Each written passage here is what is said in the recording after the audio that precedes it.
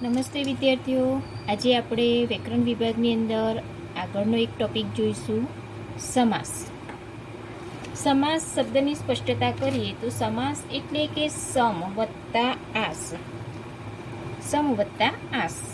સમ એટલે સાથે અને આસ એટલે બેસવું, જેને સમાસ તરીકે ઓળખવામાં આવે છે. તો સમાસની અંદર શું આવે છે? તો કે સમાસની અંદર પૂર્વપદ અને ઉત્તરપદ આવે છે. પૂર્વપદ એટલે કે પહેલું પદ અને ઉત્તરપદ એટલે કે છેલ્લું પદ. તો સમાસનું કાર્ય શું? આપણને પ્રશ્ન થાય. તો કે સમાસ એટલે કે બે કે બેથી વધુ પદો જોડાઈને એક પદ કે એકમ બને છે, એવી પ્રક્રિયાને ભાષાની પરિભાષામાં સમાસ કહીએ છીએ. બરાબર? તો એનું કાર્ય એ થાય કે શબ્દોની કરકસર કરવી અને કહેવાની વાતે સંક્ષેપમાં કહેવી કે રજૂ કરવી એ સમાસનું કાર્ય છે. સમાસથી આપણને એક મોટો લાભ એ થાય છે કે જ્યારે ઘણી વખતે બહુ જ લાંબી વાત વિસ્તારથી કહેવી પડતી હોય, અર્થની અભિવ્યક્તિ કરવી પડતી હોય, આખું વાક્ય બોલવું પડતું હોય, તો તે જ અર્થ સમાસ દ્વારા આપણે સંક્ષેપમાં કહી શકીએ છીએ. તો ચાલો આજે આપણે સમાસ વિશે જોઈએ. સમાસના કુલ 7 પ્રકાર તમારે 10મા ધોરણની અંદર જોવાના છે. પહેલો પ્રકાર છે દ્વંદ્વ સમાસ, બીજો પ્રકાર છે તત્પુરુષ સમાસ, ત્રીજો પ્રકાર છે મધ્યમ પદલોપી સમાસ, ચોથો પ્રકાર છે ઉપપદ સમાસ, પાંચમો પ્રકાર છે કર્મધારય, છઠ્ઠો પ્રકાર છે દ્વિગુ સમાસ અને સાતમો પ્રકાર છે બહુવ્રીહી સમાસ. અને આઠમો એક પ્રકાર છે અવ્યયી ભાવ સમાસ, કે જે તમને પરીક્ષામાં આવતો નથી. કુલ તમારે 7 સમાસ અહીંયા આગળ જોવાના છે. તો સમાસની અંદર શું હોઈ શકે? તો કે સમાસની અંદર પદોનો, એમની વચ્ચેનો, વાક્ય સાથેનો સંબંધની સ્પષ્ટતા કરે છે. સમાસની અંદર કેટલીક વાર સંબંધવાચક, વિભક્તિના અનુગો એટલે કે પ્રત્યયો પણ મૂકવામાં આવે છે. તો ચાલો આજે આપણે સમાસના પ્રકારો જોઈએ. પહેલો પ્રકાર છે દ્વંદ્વ સમાસ. વિદ્યાર્થીઓ, દ્વંદ્વ સમાસની વ્યાખ્યા જોઈએ આપણે તો કે જે સમાસમાં બધા જ પદો વાક્યની સાથે સરખી રીતે જોડાતા હોય, એટલે કે સમાન મોભાના હોય, તો તેને દ્વંદ્વ સમાસ કહેવામાં આવે છે. બરાબર? ટૂંકમાં કહીએ તો જોડકા શબ્દ અને કે થી છૂટું પડતું હોય તો તે દ્વંદ્વ સમાસ કહેવામાં આવે છે. ઉદાહરણ તરીકે આપણે જોઈએ તો કે નામ કામ, નામ અને કામ. લાભા લાભ, તો લાભ અને ઘેર લાભ. જો પછી દંપતિ, તો પતિ અને પત્ની. બે ચાર, તો કે બે અને ચાર, તો કે બે કે ચાર. બરાબર છે? પછી એક આગળ વાક્ય જોઈએ કે સેવા પૂજા, તો સેવા અને પૂજા. બરાબર? પછી આગળ જોઈએ તો કે દેશ વિદેશ, તો દેશ અને વિદેશ. બરાબર છે? પછી રાજા રાણી, તો કે રાજા અને રાણી. પછી કૃષ્ણ રાધા, તો કે કૃષ્ણ અને રાધા. નહ્યા ધોયા, તો કે નહ્યા અને ધોયા. આ રીતે દ્વંદ્વ સમાસની અંદર જ્યારે જોડકો શબ્દ હોય અને કેથી છૂટું પડતું હોય તો તે દ્વંદ્વ સમાસ કહેવાય છે. બરાબર છે? બીજો સમાસ જોઈએ આપણે તત્પુરુષ સમાસ. તો કે તત્પુરુષ સમાસ એટલે શું? તો તત્પુરુષ સમાસની જો વ્યાખ્યા આપણે જોઈએ તો જે સમાસમાં એક પદ મુખ્ય હોય અને બીજું પદ તેની સાથે વિભક્તિના સંબંધથી જોડાયેલું હોય. વિદ્યાર્થીઓ યાદ રાખજો, વિભક્તિનો સંબંધથી જોડાયેલું હોય તો તેને તત્પુરુષ સમાસ કહેવામાં આવે છે. જો તત્પુરુષ સમાસની અંદર શું હશે? છૂટું પાડતા. તત્પુરુષ સમાસમાં શબ્દને છૂટો પાડતા નો, ની, નું, ના, થી, વડે વગેરે વિભક્તિ સંબંધો વગેરે પ્રત્યયો જ્યારે આવે ત્યારે તે તત્પુરુષ સમાસ કહેવાય છે. ઉદાહરણ જોઈએ આપણે ઈશ્વર નિર્મિત, તો કે ઈશ્વરથી નિર્મિત. મરણ શરણ, તો મરણને શરણ. પછી આગળ બીજા ઉદાહરણ જોઈએ આપણે. આ પહેલા જોઈએ દ્વંદ્વ સમાસના જોયા, હવે બીજા જોઈએ આપણે તત્પુરુષ સમાસના.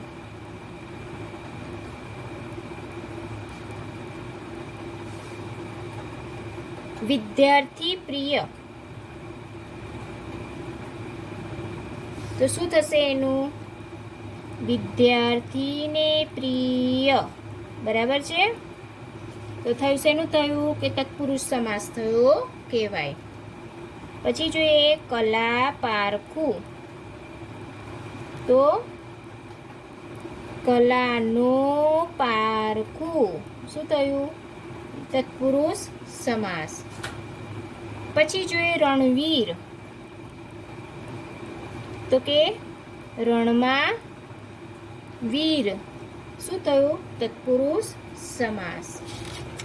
આગળ જોઈએ બીજું ઉદાહરણ આપણે તત્પુરુષ સમાસની અંદર જોઈએ તો પ્રયોગ ખંડ.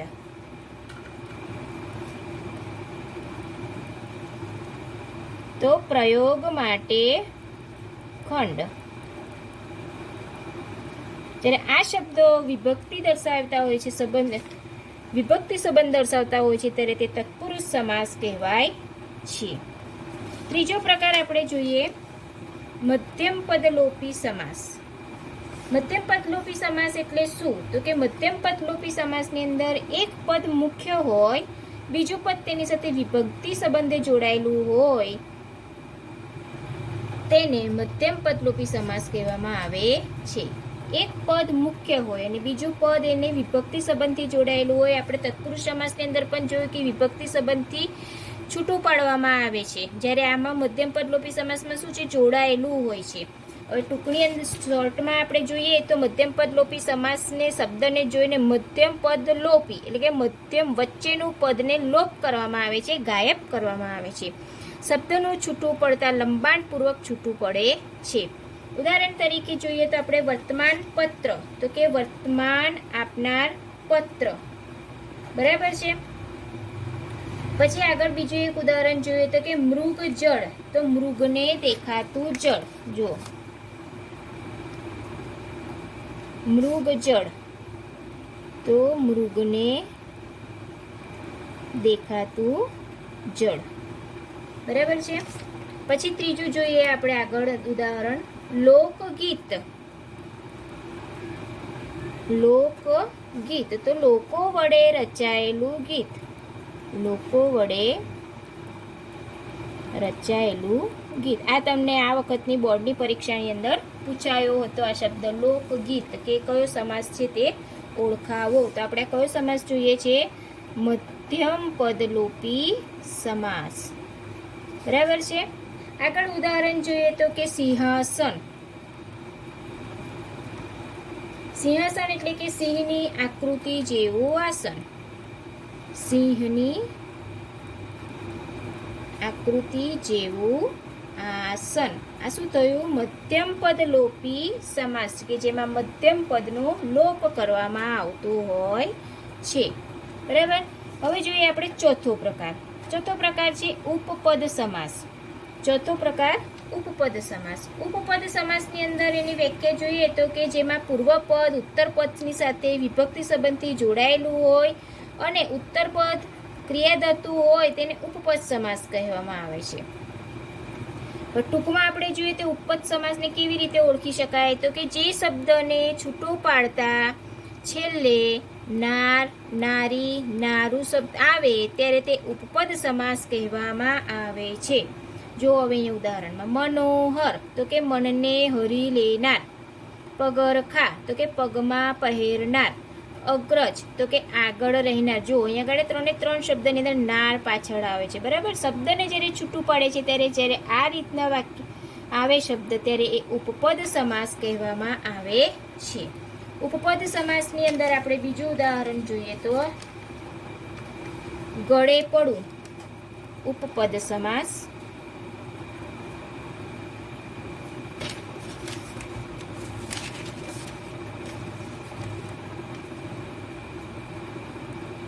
ગળે પડવું, તો શું થશે એનું? ગળે પડનાર. શું થયું? નાર શબ્દ આવ્યો, બરાબર છે. પછી પંકજ, તો શું થાય? પંકજનું કાદવમાં જન્મનાર, બરાબર. પછી જોઈએ સુખદ, તો શું થાય? સુખ આપનાર, બરાબર. પછી છેલ્લો જોઈએ એક શબ્દ ફરી જોઈએ, ગૃહસ્થ, તો કે ઘરમાં રહેનાર, બરાબર છે.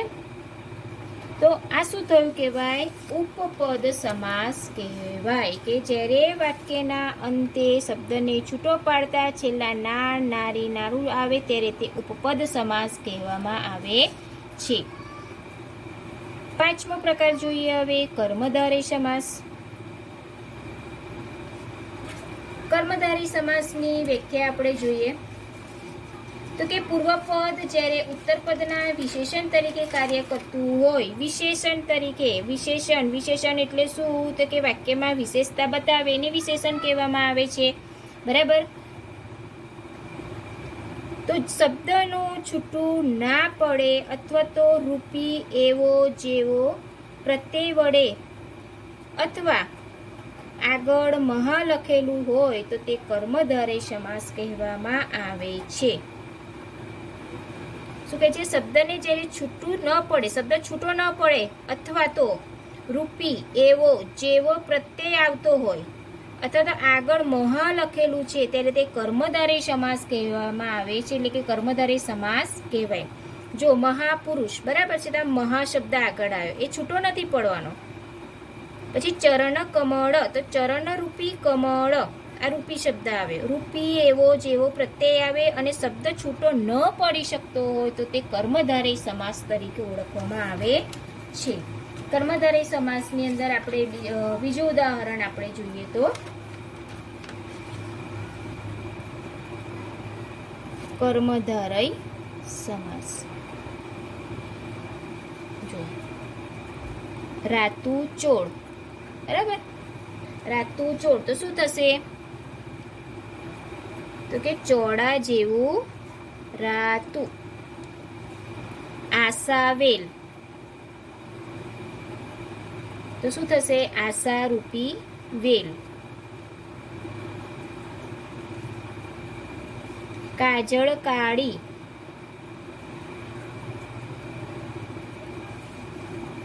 કાજળ કાળી, તો કે કાજળ જેવી કાળી,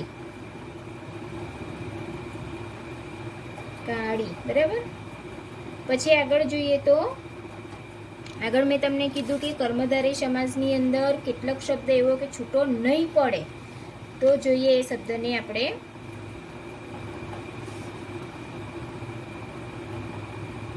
ચોપાસ, તો ચારે પાસ, બરાબર છે. તો આ બધા શબ્દ શું થયા? કર્મધારય સમાસ કહેવાય.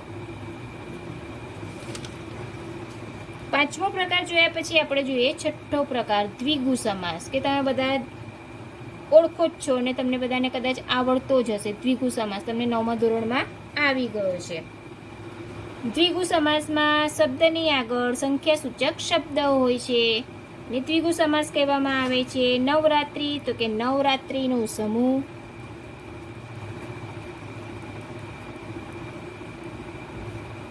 પછી ત્રિશૂળ, સપ્તપદી એટલે કે 7 પગલા, ત્રિશૂળ એટલે કે 3 પાંખ છે તે, બરાબર છે. પછી જોઈએ પંચપાત્ર, તો કે 5 પાત્રોનો સમૂહ. પંચપાત્ર, તો કે 5 પાત્રોનો સમૂહ. કયો સમાસ છે આ? દ્વિગુ સમાસ, બરાબર.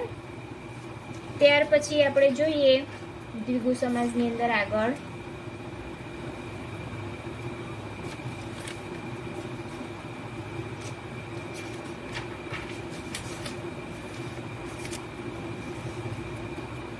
એક દંત, એટલે કે જેને એક જ સૂંઢ છે, એક જ દાંત છે તે.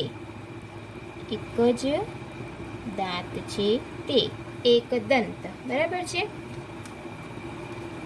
પછી આગળ જોઈએ તો સપ્તાહ એટલે કે 7 વાર અથવા તો 7 અઠવાડિયાનો સમૂહ.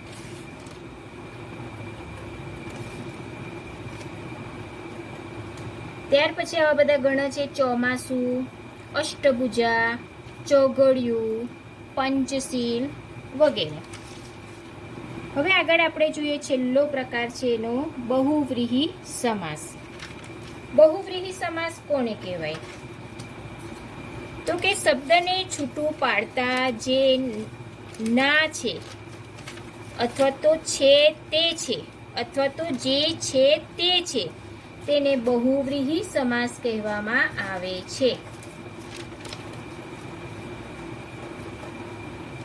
એની વ્યાખ્યા જોઈએ તો કે જે સમાસના બંને પદ વચ્ચે વિશેષણ અને વિશેષ્યનો, વિભક્તિનો, ઉપમાન ઉપમેયનો સંબંધ હોય, સમસ્ત પદ બીજા કોઈ પણ પદના વિશેષણ તરીકે વપરાતું હોય તો તે બહુવ્રીહી સમાસ કહેવામાં આવે છે.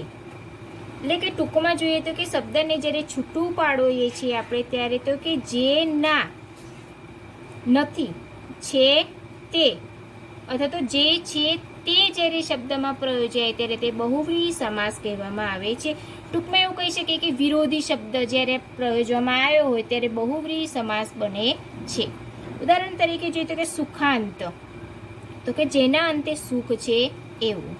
નિરાશ તો કે નથી રહી ગઈ જેનામાં આસ. આ બહુવ્રીહી સમાસના ઉદાહરણો છે. બીજા ઉદાહરણ આપણે જોઈએ.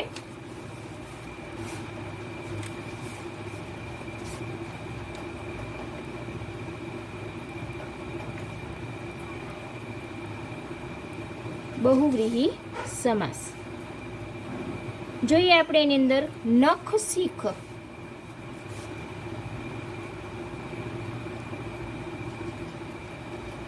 નખ શીખ. નખ શીખ એટલે કે જે નખથી શિખા સુધીનું છે તે. જે નખથી શિખા સુધીનું છે તે. બરાબર. પછી જોઈએ એની અંદર બીજું ઉદાહરણ આપણે જોઈએ તો કે વિધવા